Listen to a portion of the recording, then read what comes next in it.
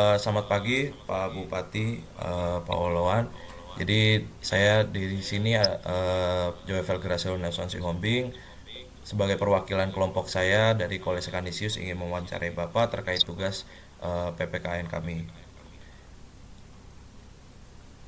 Jadi pertanyaan pertama itu bagaimana pandangan Bapak terhadap kualitas demokrasi Indonesia saat ini? Baik, eh, suatu pertama kita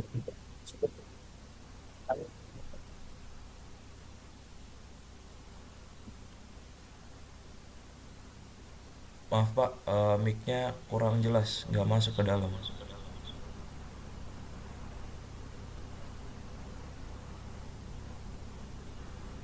Baik, selamat Nah, pagi.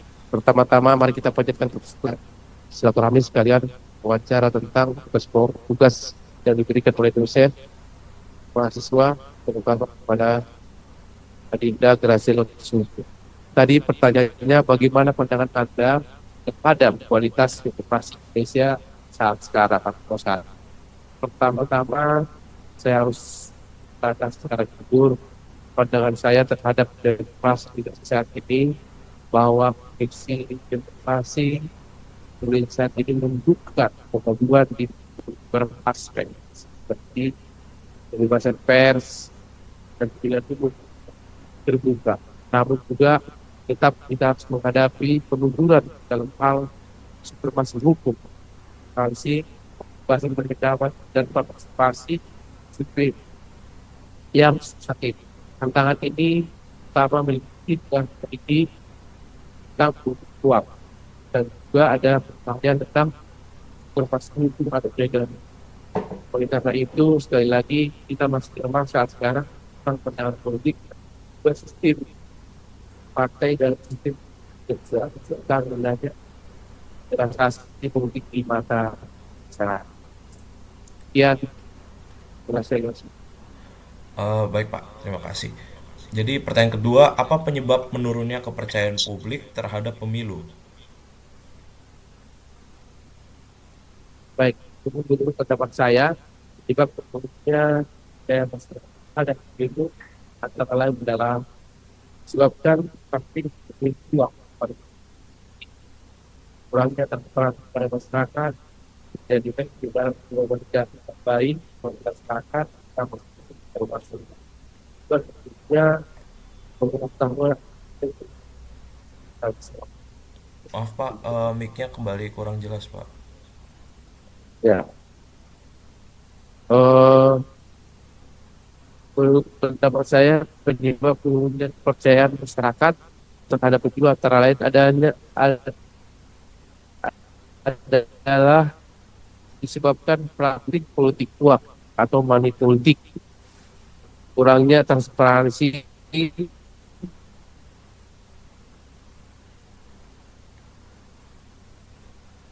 Bisa lanjut? Ya, bisa dilanjut, bisa. Bisa. Bisa. Baik, tadi ada pertanyaan Galasilo Ombing tentang apa penyebab menurunnya kepercayaan publik terhadap pemilu. Betul Pak.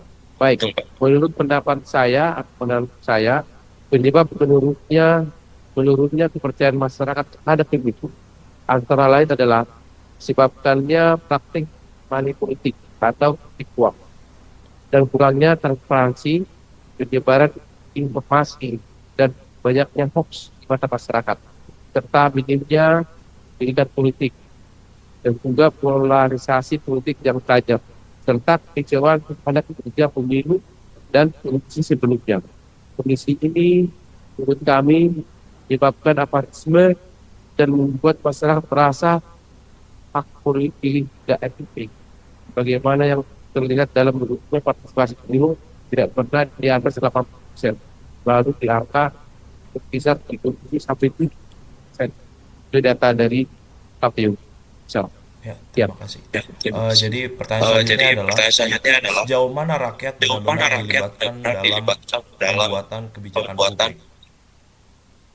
Baik, menurut pendapat saya, keterlibatan rakyat dalam pembuatan kebijakan publik bervariasi, mulai dari partisipasi dasar seperti pemimpin, jika partisipasi yang lebih dalam seperti memberikan masukan atau penyusunan undang-undang melalui rapat dengan pendapat di depan umum, atau bahkan melalui organisasi masyarakat sipil. Keterlibatan ini penting untuk memastikan kebijakan yang dihasilkan adil, efektif, dan bisa mewakili kebutuhan masyarakat.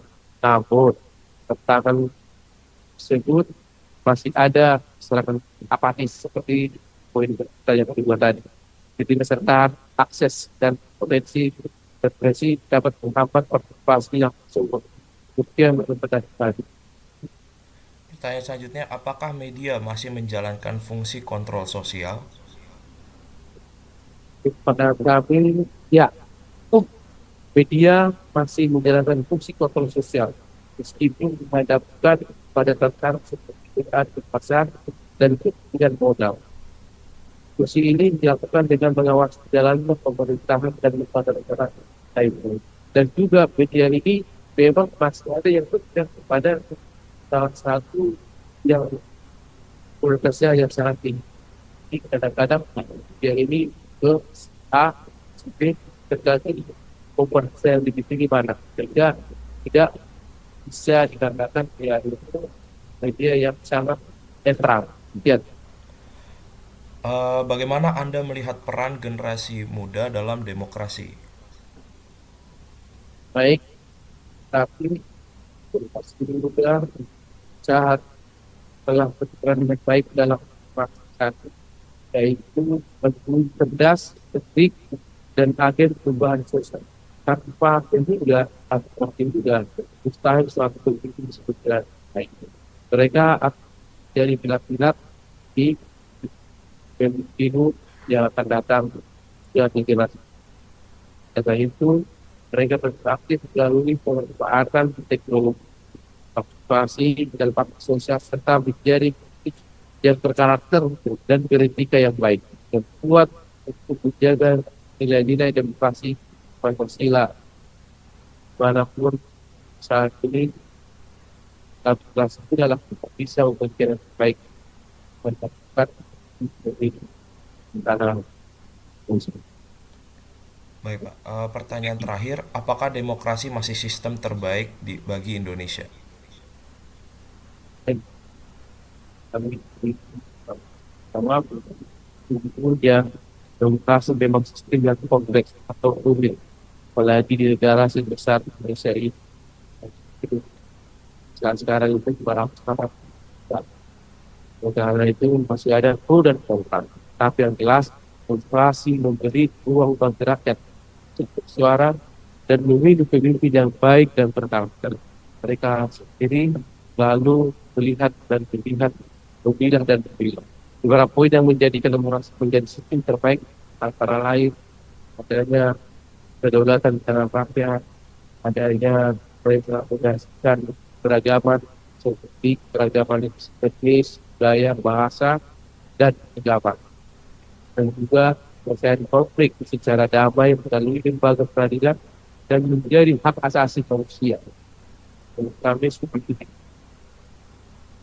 Baik, terima kasih Pak Bupati atas jawabannya dan sudah meluangkan waktu untuk menjawab pertanyaan-pertanyaan kami. Baik, selamat sistem telur, salam kontak presidennya, selamat kepada Horas, Horas, Horas. Oras, terima kasih Pak.